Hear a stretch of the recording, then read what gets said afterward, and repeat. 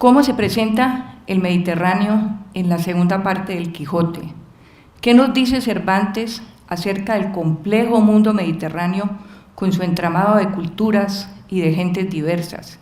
Hablar del Mediterráneo, de su pasado, presente y futuro, implica moverse en el espacio inquietante del archivo histórico y literario, con todas sus complejidades. Ellas invitan, en el caso de Cervantes, a indagar en sus textos con un lenguaje crítico que transita por los límites entre lo conocido y lo desconocido, entre los mapas familiares del interior de España y los brumosos territorios del mundo exterior. Desde luego, en la producción literaria de Cervantes, las fronteras son siempre porosas, especialmente en la materialidad líquida del Mediterráneo. En su representación de esos ámbitos, ellas no solo encarnan conflictos históricos y religiosos, sino también zonas de tránsito y de corrientes culturales. En efecto, más allá de los intensos combates con el turco, el Mediterráneo le ofreció al soldado Cervantes la posibilidad del encuentro con otras culturas, otras religiones y otras etnias descubiertas al vaivén de sus travesías. El Gran Mar, como lo llamaron los hebreos, surge así en los textos de Cervantes como un inmenso escenario humano, crisol al rojo vivo de religiones, de pueblos y de lenguajes. De esa amalgama cultural emergen los moros, moriscos y turcos de Cervantes que aspiro a examinar en estas páginas. Sugiero, pues, que a través de las múltiples figuras desplegadas sobre el telón del fondo del Mediterráneo, Cervantes propone temas de solidaridad humana y de comunidad desde el centro del imperio. A la vez, estos textos cervantinos reconfiguran el espacio geopolítico del Mare Nostrum en el período moderno. Bueno, este trabajo está dividido en 5 partes. A medida que aborde cada sección voy a ir diciéndoles el título de cada una de ellas. Comencemos con el tópico de Cervantes y el Mediterráneo, ecuación tan acertada como compleja. La llegada de Don Quijote y Sancho a Barcelona, en la segunda parte del Quijote, tiene lugar en la víspera de San Juan. Al día siguiente, el caballero y su escudero se topan con los grandes festejos populares con que siempre en esa ciudad se ha celebrado el natalicio de San Juan, es el 24 de junio. Entonces, mientras amanece en la playa y al son de muchas chirimías y arrabales, Don Quijote y Sancho ven por primera vez el mar. Cito: vieron el mar, hasta entonces de ellos no visto, parecióles espaciosísimo y largo, harto más que las lagunas de Ruidera, que en la Mancha habían visto. Vieron las galeras que estaban en la playa. Fin de cita. La descripción del primer encuentro con el mar por parte de 2 hombres de tierra adentro resulta curiosa en un escritor tan elocuente como Cervantes. De hecho, la extraña sintaxis del pasaje sugiere que al autor o a su narrador le faltaron palabras para narrar la impresión de sus personajes ante la espléndida aparición del mar Mediterráneo. En ese sentido, cabe reconsiderar la insistente repetición del verbo ver en el texto. Vieron el mar, hasta entonces de ellos no visto, parecióles espaciosísimo y largo, harto más que las lagunas de Ruidera, que en la Mancha habían visto. Vieron las galeras que estaban en la playa. La obsesiva iteración del verbo ver y su antítesis revelan de forma soterrada el asombro tácito de los protagonistas ante el espectáculo del Mediterráneo. La mirada que se proyecta sobre el espacio desde la playa de Barcelona enfatiza así un momento trascendental en el Quijote de 1615, el arribo al lugar donde tendrá lugar la última aventura del héroe. Como anotó acertadamente Ángel Valbuena Prat, cuando Don Quijote vio el mar, se acercó la hora de su desgracia y su derrota. Empero, esta perturbadora visión del mar apunta asimismo a la oscilante frontera entre vida y creación en Cervantes, porque el descubrimiento de la vista en Don Quijote y Sancho justamente se encadena con la festiva visión de las galeras que revive las experiencias marinas del soldado de Lepanto. Esas galeras, en efecto, reaparecen constantemente en su ficción literaria. En consecuencia, cabe proponer que la presencia de sus personajes en la playa de Barcelona debió suscitar en el viejo escritor los recuerdos del joven castellano que por primera vez divisara el mar. Por ende, en la escritura fiebrada de la vejez, en su premura por terminar su obra ante la cercanía de la muerte, Cervantes evocaría sus emociones de veinteañero al distinguir el gran panorama del mar Mediterráneo. No obstante, el texto de Cervantes privilegia la aparición de las galeras sobre el horizonte marino. Cito: «Vieron las galeras que estaban en la playa, las cuales, abatiendo las tiendas, se descubrieron llenas de flámulas y gallardetes que tremolaban al viento y besaban y barrían el agua. Dentro sonaban clarines, trompetas y chirimías que llenaban el aire de suaves y belicosos acentos». Fin de cita. La visión del mar adquiere entonces los ritmos del lenguaje poético. El mar alegre, la tierra jocunda, el aire claro, solo tal vez turbio del humo de la artillería, parece que iba infundiendo gusto súbito en todas las gentes. Fin de cita. Desde luego, los mejores años de la vida de Cervantes estuvieron marcados por las diáfanas o tempestuosas aguas del mar Mediterráneo, ora como soldado inmerso en los violentos ejercicios de la guerra, ora como cautivo encandilado por las olas percibidas desde Argel. Las horas más intensas de su vida las ha pasado Cervantes navegando, como Ulises, con los mismos mares que Ulises, con los mismos azares o mayores que Ulises. Son palabras de Azorín. Cabe incluso imaginar que el Mediterráneo fue una patria para Cervantes, una patria que lo recibiría con el bautizo de fuego de la batalla de Lepanto, pero que también le brindaría nuevos horizontes, como la visión del mar Tirreno, del Adriático y del Jónico, y el encuentro con las islas meridionales, Sicilia, Malta, Cerdeña, Pantalearia e incluso Yerba, cerca de Túnez. El novelista Arturo Pérez Reverte ha escrito que el mar es precisamente la más abierta y generosa de las patrias, la más solidaria, la que más une a los hombres. Esta frase aplica perfectamente a Cervantes. Tanto la carrera militar como la ficción literaria del futuro autor de Don Quijote se desarrollaron en el cruce de fronteras entre el Islam y la cristiandad en el Mediterráneo del siglo XVI. Conjuntamente, la obra de Cervantes fue influida de manera fundamental por su cautiverio en el norte de África entre 1575 y 1580. Nuestro gran escritor nos dejó un testimonio sobre la vida en los confines de los grandes imperios que luchaban por el control del Mediterráneo. Su experiencia de cautivo en las prisiones argelinas, su trato personal con moros, turcos y renegados, su cruce con culturas y religiones diversas en Argel, ciudad a la que llegaban corsarios de todas partes del mundo, le brindaron la oportunidad de enfocar estos complejos temas desde una atalaya única. Asimismo, la difícil vivencia del cautiverio argelino le permitió a Cervantes ver a España desde la otra orilla, es decir, desde el lado de los que pasaban allende. El mar interno adquiere una función vital en la creación de Cervantes, desde la Galatea hasta el Persiles. Además, en ese listado tendríamos que incluir numerosos relatos del Quijote, algunas novelas ejemplares y las 4 comedias turco-berberiscas de Cervantes. En el mismo sentido, El Mediterráneo es otro protagonista de El amante liberal, novela especialmente rica en conocimiento marítimo, al punto que ha sido calificada como una épica del Mediterráneo oriental. Precisamente la topografía de esta novela destaca su articulación con los 2 Mediterráneos, el occidental y el oriental o islámico. Esta obra también revela el gran interés de Cervantes por las polifacéticas identidades fronterizas del mar interno. Justamente la visión cervantina de las fronteras y redes de intercambio mediterráneas, así como su percepción de las variadas formas de interacción humana en medio del conflicto, coincide con las perspectivas de un gran número de especialistas en estudios mediterráneos desde Brodel hasta Bulafia.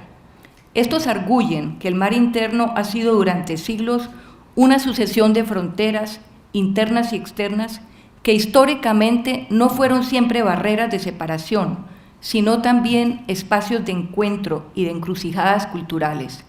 En la novelística europea, sin duda es Cervantes quien mejor describe esos espacios de convivencia dentro de la lucha entre imperios. Por ende, quizá ningún otro escritor de la época supo representar el Mediterráneo de su tiempo en su ficción como Cervantes. Pasamos a la segunda parte, encuentro con la historia. Desde luego, tanto Cataluña como el Reino de Aragón, y en particular Barcelona, pertenecen literal e históricamente al Mediterráneo. En el Quijote de 1615, Cataluña representa el encuentro con la realidad histórica de comienzos del siglo XVII, primero mediante la aparición del bandolero Roque Guinart y luego por medio de la presencia de las 4 galeras de Barcelona que existieron efectivamente a partir de 1609. Como es sabido, Roque Guinart es un personaje histórico, capitán de bandidos que desafiaba de continuo a los ejércitos del virrey de Cataluña. En 1611, Roca Guinarda se acogió al indulto ofrecido por el virrey Pedro Manrique y obtuvo el perdón a cambio de servir al rey durante 10 años en Nápoles como capitán de un tercio español. Al llegar a Barcelona, sin embargo, Don Quijote y Sancho se enfrentan por primera vez a una verdadera acción bélica, esta vez una acción naval. Con el fin de agasajar a sus huéspedes, don Antonio Moreno organiza una visita a las galeras fondeadas en la Marina con la colaboración del general de la flota catalana. Al arribar a la galera capitana, don Quijote y Sancho son recibidos con música de chirimías, mientras los cañones disparan salvas y la chusma saluda con gritos, como es usanza cuando una persona principal entra en la galera. Abrumados por estas experiencias, los protagonistas observan las complejas maniobras con que la galera capitana se prepara para zarpar. Cito: abatieron la tienda y con grandísimo ruido dejaron caer la antena de alto abajo. Entonces hizo el cómitre señal que zarpasen el ferro, el ancla, y saltando sobre la crujía comenzó a mosquear las espaldas de la chusma y alargarse poco a poco a la mar. Fin de cita. En este escenario naval, un marinero avisa que desde Montjuïc hacen señal que hay bajel de remos en la costa. El general ordena que 2 de las galeras salgan a perseguir al que sin duda es algún bergantín de corsarios de Argel. Por su lado, la galera capitana y la otra nave irían costeando para cerrarle el camino al bajel. Entretanto, las naves que salieron mar adentro descubren, obra de 2 millas, un bajel de 14 a 15 remos que se pone en fuga, pero la rápida capitana va llegándole hasta que la Raes, es decir, el capitán corsario, le sugiere a los turcos, cito, que se entregaran, por no irritar a enojo al capitán que nuestras galeras regía, pero la suerte ordenó que ya que la capitana llegaba tan cerca que podían los del bajel oír las voces que les decían que se rindiesen, 2 turcos borrachos que en el bergantín venían, dispararon 2 escopetas, con que dieron muerte a 2 soldados que sobre nuestras arrumbadas venían. Fin de cita. Esta cita merece una digresión. A medida que se va acercando la galera capitana al bergantín turco, se empieza a sentir la presencia de Cervantes, del Cervantes de Lepanto, de Navarino, de la Goleta, detrás de su narrador.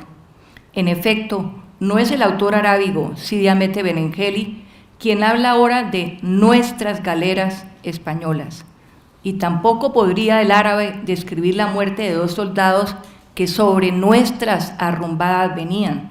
Las arrumbadas son los costados del castillo de proa, y solo las puede llamar nuestras el que está a bordo de la galera capitana.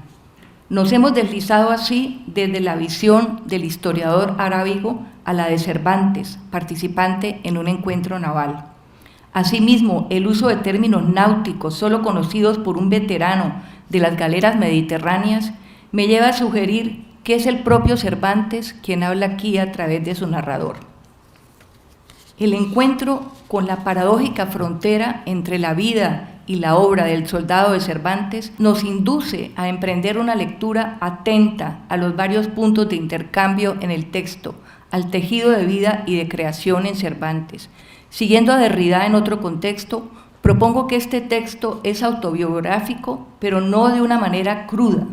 Aquí más bien se abre un campo en que la inscripción de un sujeto en su texto es también una condición necesaria para la pertinencia y función del texto, para su valor más allá de lo que se llama subjetividad.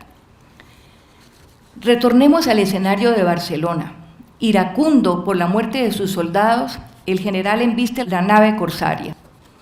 Les echó la palamenta encima y los cogió vivos a todos. Llegaron en esto las 2 galeras y todas 4 con la presa volvieron a la playa.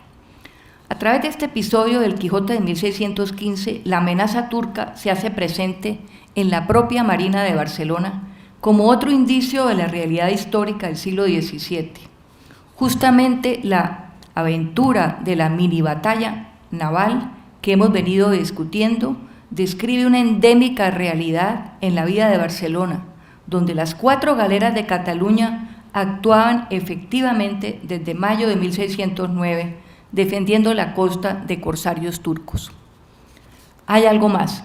Entre junio y septiembre de 1610, esas 4 galeras hicieron parte de la gran escuadra que junto con las galeras de España, de Nápoles, de Génova y de Sicilia, trasladaron desde los alfaques a las costas africanas a un gran número de moriscos catalanes y aragoneses.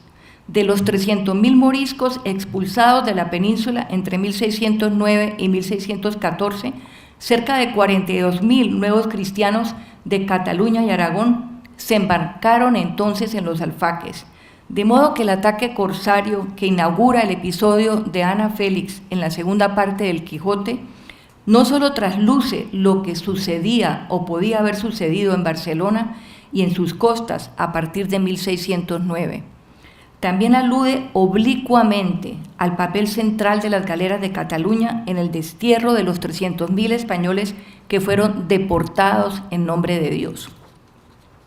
Tanto la historia de Ricote como la de Ana Félix reflejan la protesta cauta pero elocuente de Cervantes contra el gran exilio morisco que en 1615 ya había sido consumado. Los pasajes que describen las aventuras de Sancho y Don Quijote en Barcelona introducen así el Mediterráneo del siglo XVII, escenario de una batalla entre la Cruz y la Media Luna. Esas aventuras nos enfrentan también con una variopinta serie de personajes que llegan por el mar, turcos, moriscos y renegados. No obstante, lo central en estos capítulos es el problema candente de la expulsión que Cervantes acomete de frente en el Quijote a través de la figura de Ricote. Pasamos a la tercera parte, deportados en nombre de Dios, los moriscos y su expulsión. Todos conocemos la historia del morisco Ricote, quien retorna a España a recobrar un tesoro que ha dejado escondido antes de la expulsión. Conviene recordar que este episodio tiene como coda el reencuentro con su hija Ana Félix en Barcelona, en el capítulo que acabo de abordar someramente. Ahora bien, el hecho que Cervantes le dedique 3 capítulos del Quijote de 1615, les recuerdo los capítulos 54, 63 y 65, a un tema de punzante actualidad como fue la expulsión, constituye una excepción que le confiere especial significado a Ricote como cifra abierta e integral del exilio morisco. El encontronazo fortuito de Sancho y Ricote tiene lugar en tierras de Aragón, pero aquí se trata del encuentro entre un cristiano viejo y uno nuevo, ambos manchegos, entre Sancho, que regresa de su limpio gobierno de la ínsula barataria, y Ricote, morisco expulsado que pretende volver disfrazado de peregrino a su patria. En el encuentro con Ricote, el experimento político de Baratario se confronta con los eventos históricos del mundo contemporáneo que culminaron con la expulsión de los moriscos. Precisamente el nexo humano entre Sancho y Ricote ha sido notado por la crítica. Las figuras de Sancho y Ricote representarían así versiones gemelas de una españolidad desdoblada, dúo que renueva desde otro ángulo el desdoblamiento de Don Quijote y Sancho. En efecto, las figuras de Sancho y Ricote revelan similitudes, especialmente en lo relativo a idénticas conciencias de buen juicio e integridad, nobleza y solidaridad humana. Ahora bien, la confluencia de Sancho y Ricote simboliza asimismo una confrontación en toda regla con la literatura y los panfletos de la época, porque la idea de un buen morisco, un hombre de bien, sensato y lleno de dignidad, pone en tela de juicio la propaganda esgrimida por la monarquía hispánica antes y después de la expulsión. Así, uno de los elementos más impactantes del encuentro entre el cristiano viejo y el nuevo se da cuando Sancho abraza al tendero morisco de su pueblo, quien lo llama mi caro amigo, mi buen vecino, Sancho Panza. La sincera alegría de este encuentro, la atmósfera festiva de su simple comida campestre, rociada de buen vino, y las risas jubilosas de los amigos hablan por sí solas. En contraste con el forzado proyecto oficial de la nación-estado, el episodio de Ricote alude a la fantasía de una comunidad política basada en el parentesco y en la solidaridad. Así, frente a la nueva identidad española, fundada en la pureza de sangre y en la adhesión a ideales cristianos extremos, Cervantes opone una idea de la nación que incluye diferencias religiosas, étnicas y regionales. Hay algo más. Durante ese encuentro con Ricote, Sancho también le brinda información esencial sobre la salida de su mujer y de su hija del pueblo ante el llanto y protesta de los vecinos. De hecho, la historia que relata Sancho acerca de la expulsión de la familia de Ricote coincide con varias declaraciones de la época. Justamente los sentimientos generales causados por la deportación han dejado abundantes testimonios escritos. Todos lloraban, escribe un testigo, y no hubiera corazón que no se enterneciera de ver arrancar tantas casas y desterrar tantos cuitados, muchos de ellos inocentes. Empero es el propio Ricote quien expresa mejor que nadie el cataclismo que experimenta. Cito: no hemos conocido el bien hasta que lo hemos perdido, y es el deseo tan grande que casi todos tenemos de volver a España, que los más de aquellos, y son muchos, que saben la lengua, como yo, se vuelven a ella y dejan allá a sus mujeres y sus hijos, desamparados. Tanto es el amor que la tienen, y ahora conozco y experimento lo que suele decirse, que es dulce el amor de la patria. Fin de cita. El dolor del destierro, expuesto con elocuente sobriedad, doquiera que estamos, lloramos por España, que en fin nacimos en ella y es nuestra patria natural, se presenta así como un dolorido lamento por el costo humano de la expulsión. Durante años, la crítica ha mostrado un perplejo asombro ante el hecho que Ricote alabe la expulsión como justa y necesaria. En su clásico ensayo, Ricote o la hispana razón de Estado, Francisco Márquez Villanueva puso punto final a este debate al recalcar que el topónimo Ricote, que alude a la expulsión de los moriscos del Valle de Ricote en Murcia, ocurrida en 1613, se transforma en onomástico bajo la pluma de Cervantes. Este nombre recuerda el último y tristísimo capítulo de esa expulsión a través del apelativo otorgado por Cervantes al morisco manchego. Por otro lado, la idea de que Cervantes pudiera oponerse a la legislación del Estado en un libro de diversión que tuvo que pasar por varias censuras previas resulta ridícula.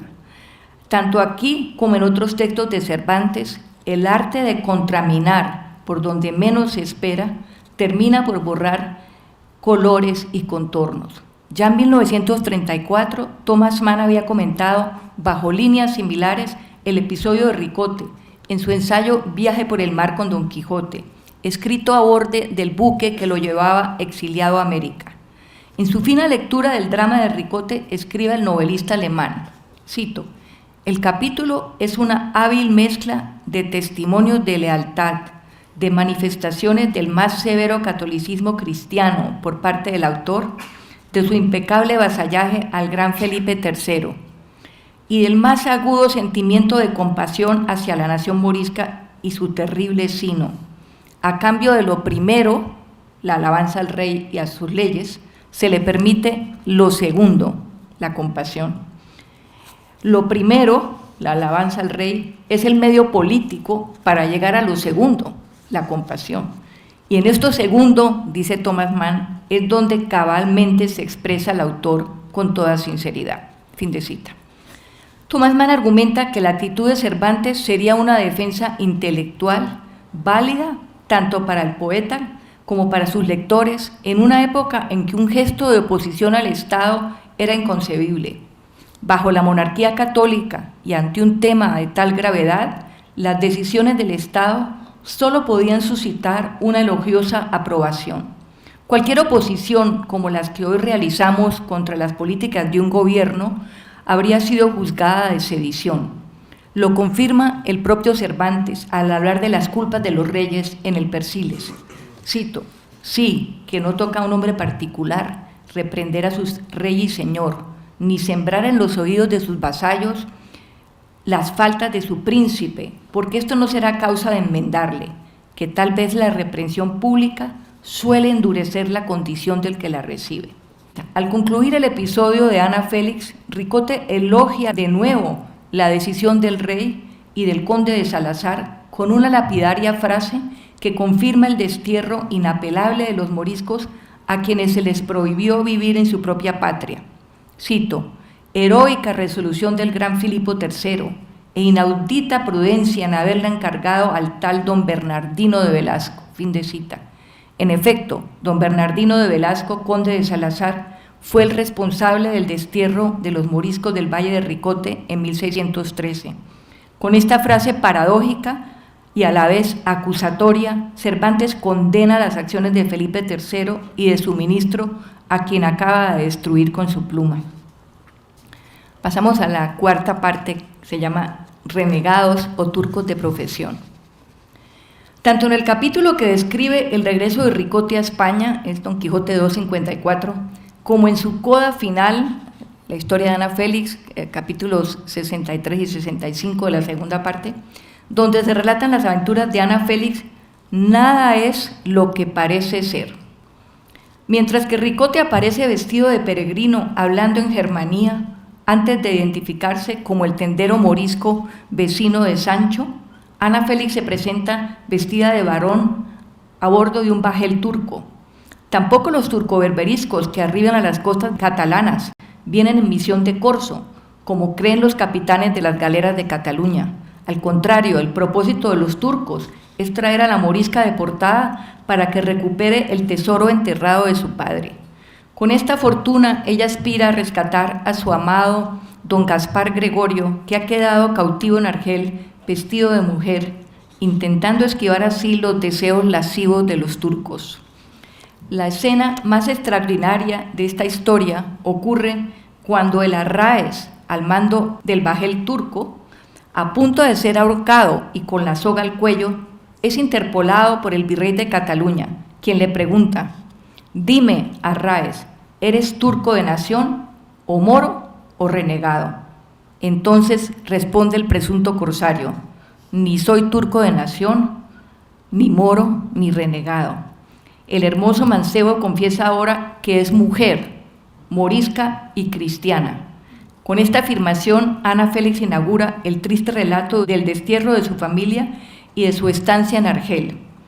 Esta frase es muy famosa: de aquella nación más desdichada que prudente, sobre quien ha llovido este día un mar de desgracias, nací yo de moriscos padres engendrada. Más allá de esta historia infausta, que no podrá tener un final feliz, me interesa la forma en que el texto destruye todas las expectativas que se habían venido tejiendo desde que las 4 galeras de Cataluña iniciaron la persecución del bergantín turco. En efecto, la pregunta del virrey revela su mapamundi mental en relación con las posibles identidades del supuesto asaltante a las costas españolas: turco, moro o renegado. Empero, Ana Félix destroza sus concepciones al descubrir, primero, que es una mujer vestida de hombre, y segundo, que es una morisca expulsada. En este constante fluir de identidades se destaca la hibridez cultural que cobija a turcos, moros, moriscos y renegados en el texto de Cervantes. Como sugiere esta historia, cualquiera de estos personajes podría hacerse pasar por un cristiano viejo español. Tampoco ningún signo cultural distingue al morisco bilingüe Ricote, que se expresa en correcto castellano, mientras que el enamorado de Ana Félix, don Gaspar Gregorio, pudo seguirla al exilio mezclándose con los moriscos deportados porque sabía muy bien la lengua, es decir, la lengua árabe. Si un cristiano viejo noble puede diluirse entre un grupo de moriscos desterrados porque habla el árabe perfectamente, y si su aspecto físico no lo delata, es que no hay tantas diferencias entre los hispanos musulmanes expulsados y un español verdadero. En el texto de Cervantes, las categorías de identidad nacional y religiosa, las mismas que han dado pie a la persecución y exilio de los moriscos por parte de la monarquía católica, demuestran ser un artilugio. Ahora bien, los acompañantes de Ana Félix en el bergantín fletado de Argel son 2 turcos y un renegado español, entre otros remeros. En los siglos XVI y XVII, el término turco quería decir a la vez un sujeto otomano, un habitante de Anatolia, un musulmán o una mezcla de estas acepciones. Existía además la expresión turco de profesión, usada en los territorios otomanos para designar a los renegados, término peyorativo que se aplicaba en Europa a un cristiano que se había convertido al Islam, un apóstata. Precisamente el cómplice de Ana Félix es un renegado español que ella identifica como cristiano encubierto. Ambos planeaban entrar a España en hábitos de cristianos.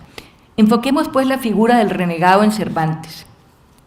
Según el teólogo Antonio de Sosa, los turcos de profesión eran todos los renegados que, siendo de sangre y padres cristianos, de su libre voluntad se hicieron turcos, renegando impíamente y despreciando a su Dios y Criador. No obstante, el renegado español que llega a Barcelona es descrito por la morisca como cristiano secreto, que viene con más deseos de quedarse en España que de volver a Berbería. Nos encontramos desde luego en terreno fértil para Cervantes, quien demuestra a lo largo de su producción literaria una gran fascinación por los renegados. Estos aparecen en su obra como figuras fronterizas que facilitan los contactos en las periferias mediterráneas. En la aventura de Ana Félix, el apóstata arrepentido se ofrece a armar un barco tripulado por cristianos y navegar hasta Argel para rescatar a don Gregorio, que ha quedado allí cautivo. Al respecto, se suscita una discusión entre los presentes. Mientras que el general de las galeras de Cataluña y el virrey desconfían del renegado y temen por el destino de los marineros, Ana Félix lo avala como confiable. A su vez, Ricote se compromete a pagar el rescate de los bogas si acaso fuesen capturados por los turcos. En este debate es justamente Sancho Panza quien respalda con mayor fuerza al renegado. Decidido a impedir el viaje de don Quijote a Argel en busca de don Gregorio, Sancho aprueba al renegado con decisión. Cito: «Yo me atengo al renegado que me parece muy hombre de bien y de muy buenas entrañas». Fin de cita. Recordemos que en una previa discusión con Sansón Carrasco, Sancho se había apreciado de tener 4 dedos de enjundia de cristianos viejos sobre el alma. Por ende, asombra de sobremanera su elogio del renegado. Su aval del tornadizo recuerda otra alabanza de un moro que surge en los baños de Argel. En esta escena, 2 cautivos cristianos le preguntan al renegado arrepentido Jasén si sabe quién vive en una casa contigua. Él responde: sí, muy bien, un moro de buena masa, principal y hombre de bien. Como en el caso de Sancho, llama la atención el retrato de un moro como hombre de bien, ora en las palabras de un renegado penitente, ora en las de un ex cautivo que sufrió los rigores de la esclavitud en Argel. Sea como fuere, Sancho acierta en su juicio sobre el renegado. Tras la derrota del caballero por el de la Blanca Luna, el tornadizo se presenta en la playa de Barcelona con don Gregorio a cuestas, sano y salvo, ya rescatado de manos de los turcos. El renegado es ahora acogido por el virrey y por don Antonio Moreno. Finalmente, tras recibir el generoso pago ofrecido por Ricote, se acoge a la iglesia y, cito el texto de Cervantes, y de miembro podrido volvió limpio y sano con la penitencia y arrepentimiento. Fin de cita. Numerosos textos de Cervantes subrayan la crítica función de los renegados en las fronteras del Mediterráneo occidental y oriental. El gran número de renegados que aparece en su creación literaria, las funciones que les otorga y la maestría con que los caracteriza sugieren su profundo interés por esas figuras ambiguas que cruzaban con fines políticos y religiosos. La figura del tornadizo adquiere en sus obras una relevancia especial como broker cultural o pasafronteras. De hecho, Cervantes nos presenta una gama de personajes fronterizos que oscilan entre una y otra identidad, desde los buenos renegados, amigos de los cautivos, hasta el traidor a su patria que dirige un ataque a su pueblo natal. Los renegados juegan un papel fundamental en la historia del cautivo, así como en El amante liberal y las comedias El trato de Argel, Los baños de Argel y La gran sultana, obras que ponen en escena a varios tornadizos, incluyendo a una serie de personajes históricos. Sin duda, la pérdida de toda esperanza de ser rescatados era el móvil más poderoso para la conversión al Islam de los cristianos capturados en la guerra de Corso, liderada por turcos o por renegados. Hacerse turco, como se decía en la época, abría la vía para el retorno a la libertad, aunque no de inmediato, y para una vida más fácil en Berbería. En su crónica sobre la vida cotidiana en Argel, hacia 1580, Sosa relata que había entonces cerca de 6.000 o más casas de renegados en esa ciudad, lo que nos daría una cifra de unos 30.000 a 40.000 turcos de profesión, incluyendo también a sus familiares. Estos renegados controlaban el gobierno de Argel y de todo su reino. La lista de los principales capitanes corsarios argelinos en 1581 corroboran estos datos. El 60% de los arráeces o capitanes corsarios activos en Argel eran cristianos renegados de Murcia, Génova, Calabria, Nápoles, Sicilia y Venecia. Estos personajes fueron los fundadores de los estados turco-berberiscos del Magreb, así como los verdaderos protagonistas de la guerra de Corso en el Mediterráneo. Muchos de estos hombres de origen humilde llegaron a ocupar altísimas posiciones políticas y gubernamentales, como el calabrés Ulu Jalí, el Uchalí de Cervantes, descrito por el cautivo como atrevido y venturoso corsario, además de hombre de bien que trataba con mucha humanidad a sus cautivos. Una vez más en Cervantes, un cristiano viejo, el cautivo, valora a un renegado como hombre de bien. De hecho, el famoso renegado Ulu Jalí se convertiría en gobernador de Argel y luego en gran almirante de la armada turca. Otro poderoso renegado mencionado por Cervantes fue Hasán Veneciano, 2 veces gobernador de Argel y último amo del futuro autor del Quijote.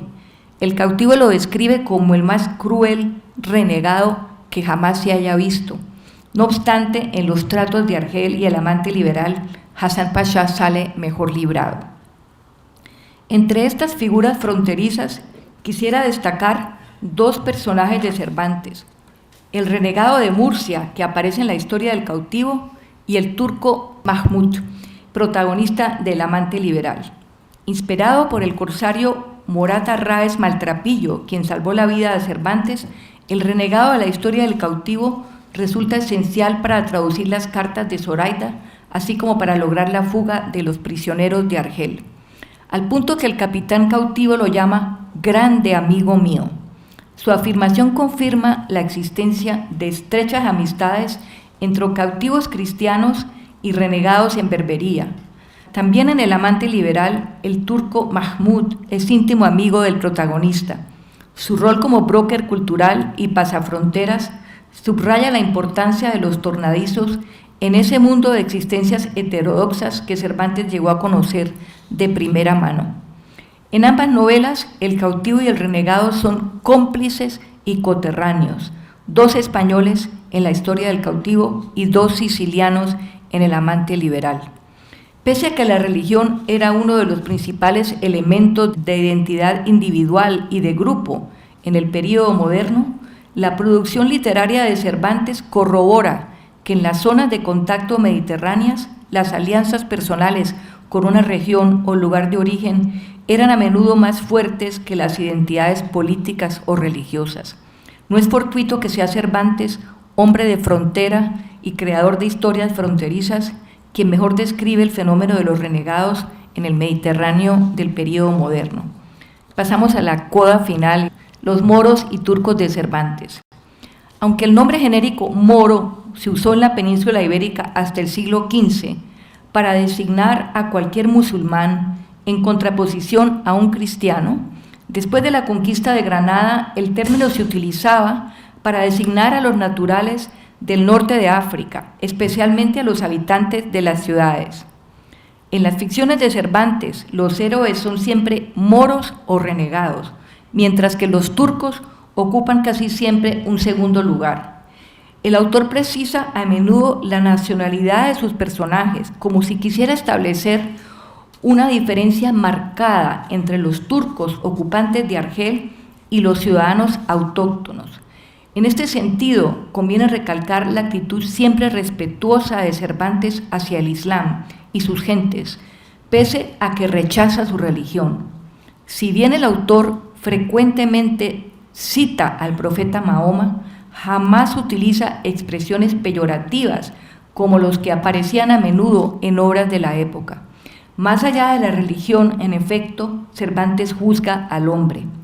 Si por un lado reconoce las cualidades de los buenos musulmanes, por el otro destaca los defectos de los malos cristianos.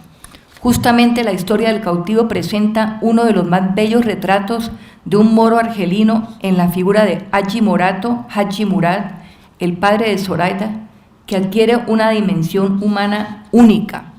La cortesía con que Haji Morato trata al cautivo y su afable personalidad, aunada a sus cualidades morales, ponen de relieve la forma en que Cervantes podía juzgar a un musulmán. La escena del jardín en la quinta de Haji Morato también revela las tensiones políticas entre los moros argelinos y los turcos, pues Zoraida y su padre se sobresaltan cuando oyen decir que 4 turcos han saltado el muro y están robando frutas. El cautivo comenta que es común el miedo que los moros le tienen a los turcos, especialmente a los soldados. Si bien los turcos de Cervantes son generalmente pintados de manera cruda, la complejidad del pensamiento cervantino sobre las culturas islámicas no puede resumirse en pocas líneas. Claro está que Cervantes censura en sus comedias la crueldad de los turcos o de los renegados con los cautivos cristianos. Por otro lado, su crítica a las estructuras de poder otomanas, donde todo se compra y se vende, esto es una cita del amante liberal, se lee hoy como una impugnación simultánea de las estructuras y prácticas administrativas del Estado español, que se traslapan con las del gobierno turco. Sin duda, Cervantes reprueba la lujuria de los turcos y su obsesiva inclinación por los garzones, los muchachos. No obstante, el autor admira el prestigio del gran turco y la eficacia de su justicia. El sultán Amurates es Murad III, protagonista de la Gran Sultana, es un paradigma de tolerancia religiosa y cultural. Recordemos que el sultán sueña con tener un hijo de la cristiana Catalina de Oviedo, ya que nadie en el mundo podría equipararse a un otomano español. Para concluir, el inmenso escenario del mar Mediterráneo fue para Cervantes un complejo espacio humano ricamente problematizado en tanto amalgama de religiones, de culturas y de lenguajes. En la pluma de Cervantes, la cuenca mediterránea surge así como una frontera abierta a diversos encuentros y corrientes. Este también fue el gran escenario de la guerra y del cautiverio argelino, que dejaron una huella indeleble en la vida y obra de Cervantes. Empero, tanto el gran mar como las experiencias argelinas representan el espléndido manantial que alimenta su ficción. En su narrativa, Cervantes describe los lugares de la mixtura, de la contigüidad y de las interacciones entre hombres y mujeres a ambos lados del mar interno. Al abrazar la diferencia cultural y las identidades híbridas de moros, moriscos y renegados, Cervantes propone un acercamiento solidario a estas cuestiones tan complejas. Pero lo fundamental es que en todo momento el futuro autor de Don Quijote se acercó a los musulmanes con deseo de comprenderlos. Imposible olvidar en este contexto el adiós entre un soldado de Orán y el moro Ali Musel en el Gallardo español. Mientras que el soldado español se despide con este saludo: tu Mahoma, Alí te guarde, el moro le responde: tu Cristo vaya contigo. Muchas gracias.